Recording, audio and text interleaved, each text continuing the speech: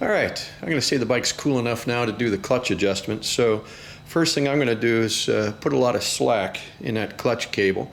And let's see, hopefully you'll be able to see what I'm doing here. Clutch cable. Okay, here's a clutch cable.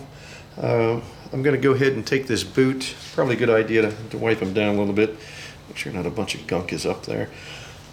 I'm going to try and slide him up, exposing. There we go. All right, here's the clutch cable. And again, the way we adjust this is basically we either make it longer or shorter as far as the housing goes, and that is going to then have a huge effect on the tightness of that cable. So first thing I'm going to do, I'm going to grab a couple wrenches here, and what I want to do, I want to break loose the jam nut here. So I think I've got, we'll find out here. All right, 9/16 here, 1/2 inch here. Now this would be a good time if you're a little concerned with hurting the fender, maybe putting a rag or some tape or something on the fender here. All right, I'm going to take this and I'm just going to use 2 hands like this, and I'm just going to squeeze the wrenches. It should break that jam nut loose. All right, I'm going to spin that jam nut, hopefully. Put him all the way up as far as I can go. Now it doesn't hurt to lube these either, and I'll probably hit them with a little bit of lube before I'm done. But if all goes well, yeah, I can turn this by hand. I don't need to put a wrench on it. If it was going to give me some grief, I'd have to put a wrench at this top nut here and then put a wrench on this adjustment. All right, so I'm going to crank him until I've got no more movement. So again, what's happening here is I'm making that housing as short as it can possibly go. In essence, it might sound funny, but causing the cable to get longer, if you will. So now I've got all kinds of slack in this cable, and we're going to go to the other side of the bike, continue doing some of this work. All right, I'm starting to run out of recording time, mostly because I can't shut up, I guess. I'm going to remove the snap ring. That's going to allow me to pull the pivot pin out. I have the clutch cable collapsed as far as it will go. What that's going to allow me to do then is remove the pivot pin. I will then be able to actually pull this out. Okay, now that I have him out, I get that pin removed. Then I will be able to take this housing and just kind of pull it straight up, and then I'll inject the oil into it to lube that cable. So let me get that stuff out of there and we'll turn this off. Okay, snap ring's removed.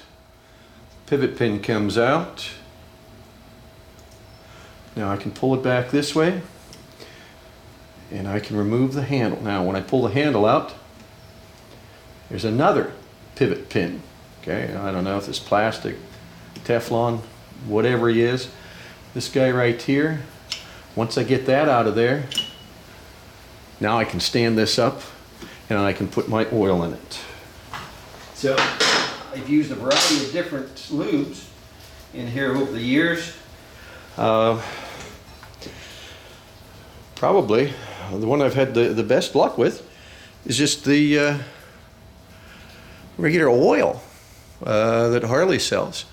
I've tried the spray lube that forced it into the cable. I've tried some graphite based stuff.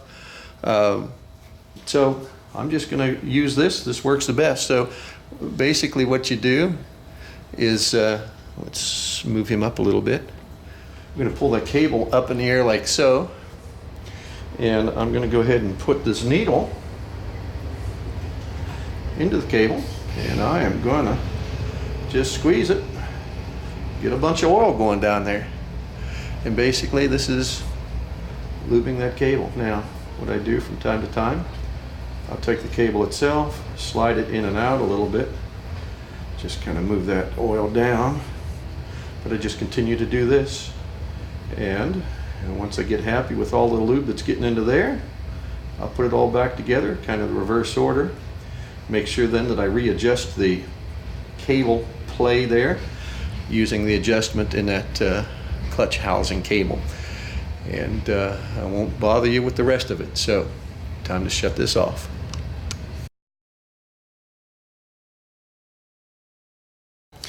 One of the first things I need to do, I've got a lock nut here also that I need to loosen.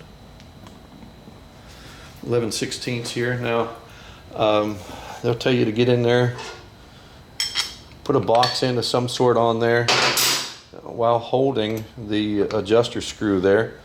I guess if you wanted to know exactly where this was adjusted, you could do that, but I found, unless I take a wrench and I modify it, or I go in with kind of a modified crow's foot, I end up rounding this a little bit. So usually what I do is I just put a 6-point socket on there. Let me zoom out here a little bit. I'll just go ahead and slap this thing. All right, now he's loose. I may have rotated the engine just slightly, but I'm not going to worry too much about that. All right, let me zoom back in again. Okay, I'm going to back this thing way out. I've got all kinds of play there. That's nice. Okay, with the cable loosened, the jam nut here loosened, what I'm going to do, I'm going to take this Allen, I believe this is a, was it a 3/16? Nope, 7/32. I'm going to run him in until I just feel some resistance. From there it says back it out counterclockwise, half to 1 turn, so I'm going to go ahead and take it out. I'm going to move it about 1 turn. All right, at this point it's saying to tighten the jam nut. All right, so I've got him held in place.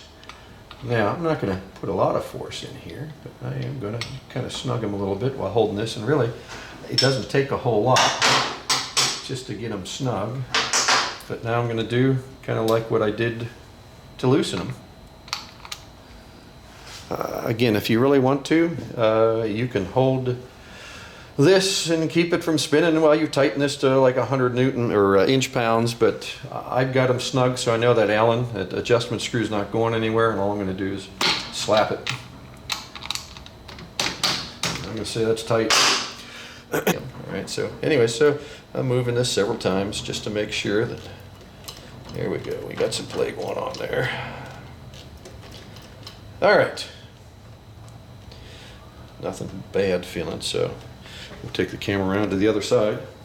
And what it wants us to do is to adjust that cable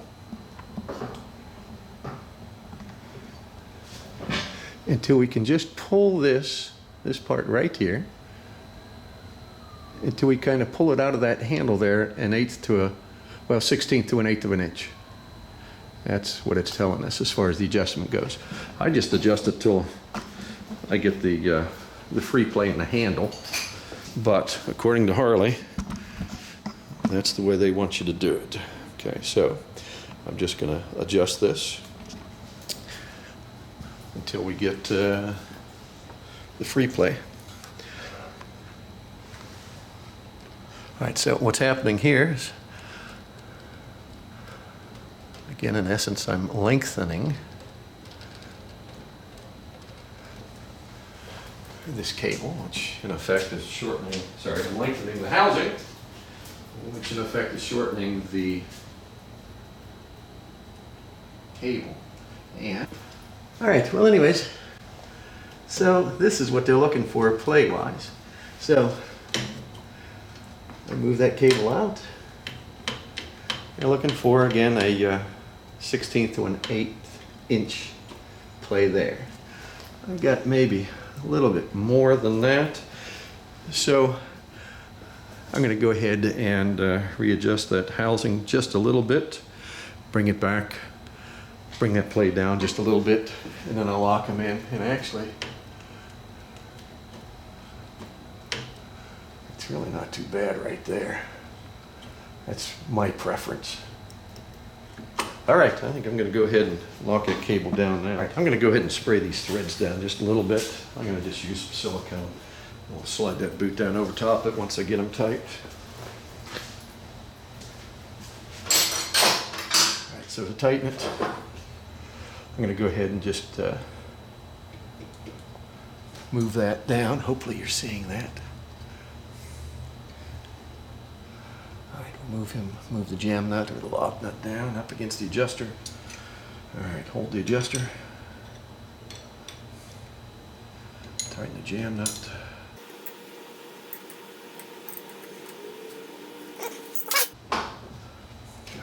Just a little bit of, yeah, you don't need to worry about seeing this, I guess. I'm gonna put a little bit on the threads there, a little bit here. I'll slide that boot down. I'm gonna twist it a little bit to get it up over top. Come on, there, be a deer. There it goes. All right, that part's done. Officially, I can button this thing back up now. I guess I should point something out to you here. Let me see if I can bring that in there a little closer. All right, this top hole, triangular versus round, that definitely goes to the top. That's going to capture the screw for you. That way it's going to hold this gasket onto the cover so that you're not worried about slipping and maybe tearing this, I don't know what you would call this stuff. It's kind of just sprayed on there, but embossed maybe? I don't know.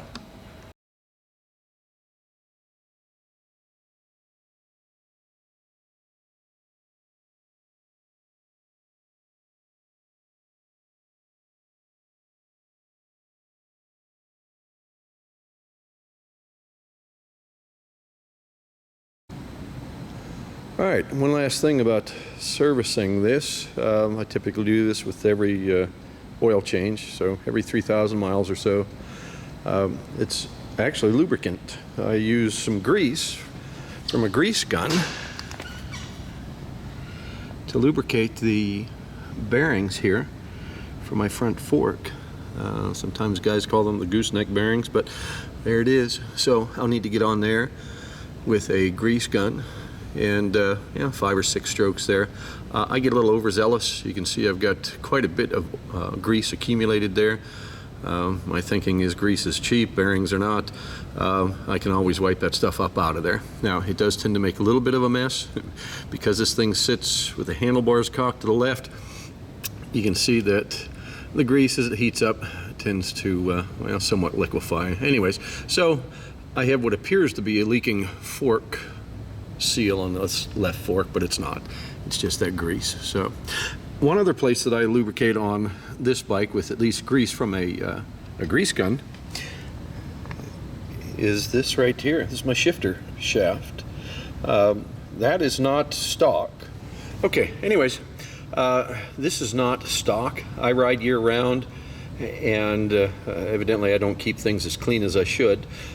What's happened is that we get some gunk accumulated there, and this shifter did not want to move very easily at all. So fortunately I was able to disassemble out without pulling the entire front, the primary cover off. Not just the cover, but the entire housing. Fortunately, on the back side there, Harley Davidson and their infinite wisdom allows that lever to be removed from the shaft, and it allows this to be removed from the shaft. So anyways, I was able to walk that shaft out of there without having to remove that entire housing. So cleaned up very well. There's a couple bushings that are in there. I cleaned everything as best I could, and I modified the threads a little bit on a Zerk fitting so that when I put it in there, it did not protrude and cause any interference with that shaft. So this is another point of lubrication that I use regular chassis grease on. So your bike probably doesn't have anything like this, and unless you're kind of silly like me and decided to put one in on your own. And that's all I've got.